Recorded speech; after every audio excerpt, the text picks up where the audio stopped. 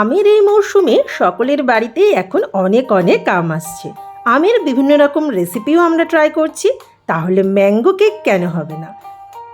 Oven ছাড়া, ডিম ছাড়া খুব সহজেই বাড়িতে বানিয়ে ফেলুন দারুণ স্বাদের নরম তুলতুলে ম্যাঙ্গো কেক, যা ছোট থেকে বড় সকলেই খেতে ভীষণ পছন্দ করবে।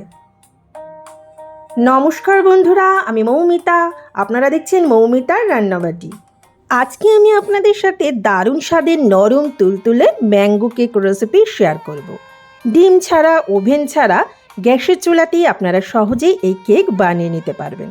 আশা করি এই রেসিপিটি আপনাদের সকলেরই ভালো লাগবে, তাই রেসিপিটি প্রথম থেকে শেষ পর্যন্ত দেখার অনুরোধ রইল। তাহলে চলুন সময় নষ্ট না করে দেখে নেওয়া যাক mango cake recipe. Mango cake তৈরি করার জন্য এখানে আমি 2টো পাকা আম নিয়েছি।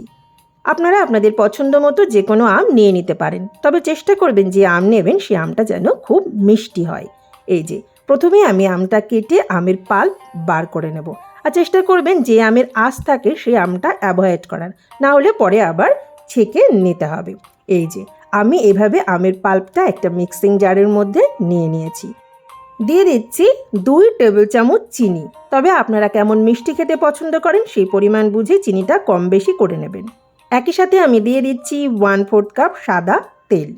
এইবার এই সমস্ত কিছু আমি ভালোভাবে ব্লেন্ড করে নেব। সব কিছু খুব ভালোভাবে ব্লেন্ড করে নিয়েছি। দেখুন এর কালারটাও দেখতে কতটা ভালো হয়েছে। আপনারা যে আম ব্যবহার করবেন সেই আমের কালারটা যত ভালো হবে, কেকটা দেখতেও ততই ভালো হবে।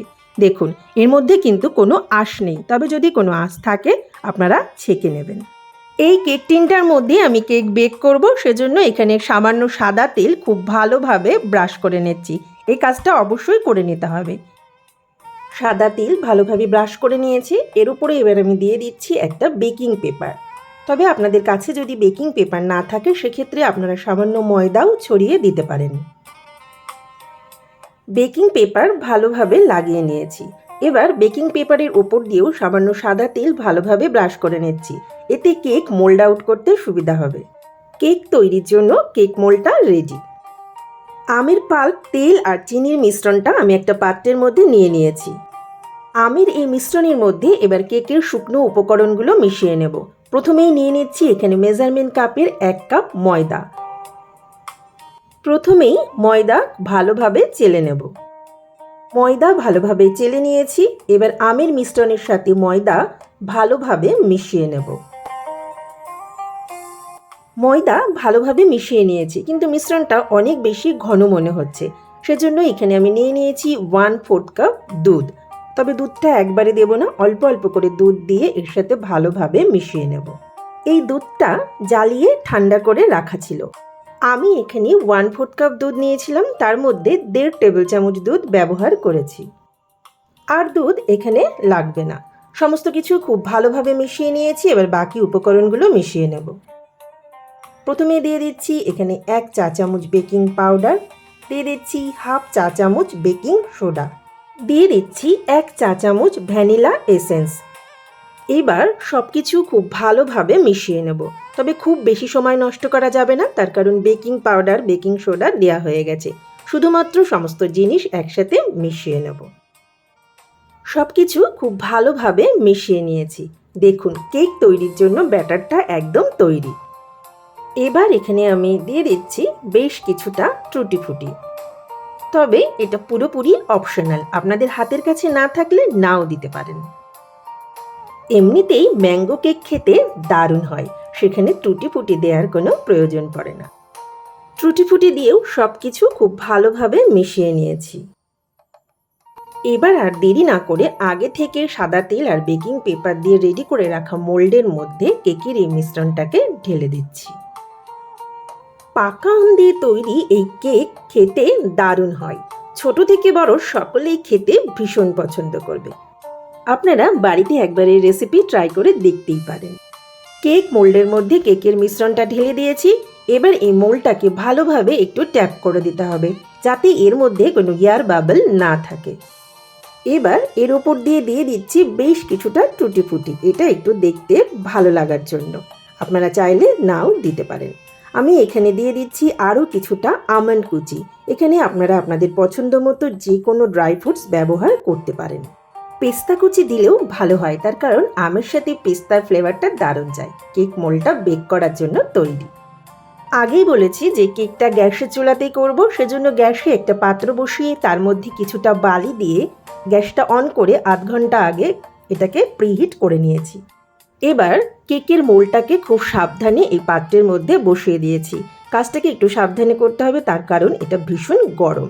এবার গ্যাসের ফ্লেম লো টু মিডিয়ামে দিয়ে এটাকে ঢাকা দিয়ে 40 থেকে 45 মিনিট বেক করে নিতে হবে, তাহলেই ম্যাঙ্গো কেক তৈরি হয়ে যাবে। প্রায় 40 মিনিট পর ঢাকনাটা খুলে নিলাম। দেখুন কেকটা কতটা ফুলে উঠেছে। কেকটা ঠিকঠাক বেক হয়েছে কিনা দেখার জন্য আমি একটা পরিষ্কার কাঠি এভাবে কেকের মাঝ বরাবর ঢুকিয়ে দিচ্ছি। এই কাঠিটা যদি ক্লিন আসে তাহলে বুঝতে হবে কেকটা পুরোপুরি বেক হয়ে গেছে। দেখুন কাঠিটা একদম ক্লিন এসেছে, তার মানে কেকটা রেডি। এবার এটাকে নামিয়ে ঠান্ডা করে নেব।